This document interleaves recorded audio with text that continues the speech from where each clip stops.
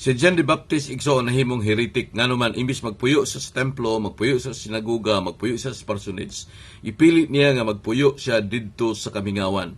Kung sa ato pa nga panahon, out of the line siya mga igsoon. Heretic si John, no? Muna nga kung imong tanawon imbis magsuot siya sutana ang iyang gisuot panit sa kamilyo nga consider nga hugaw, unclean animal.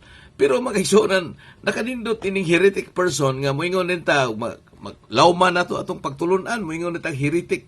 Kini si John the Baptist who sees the Lamb of God who takes away. Nakakita siya sa kordero nga nagwagtang. Ikaw nakakita ka, ako nakakita, ang pari nakakita, ang mga pastor nakakita. Atong ipairal gihapon nga makasasala ang mga tao kinahanglan musimba, maghinulsol, kinahanglan kanunay mag-ayuno mga kaigsunan. Pero ang heretic person nakakita sa kordero nga nagwagtang sa sala.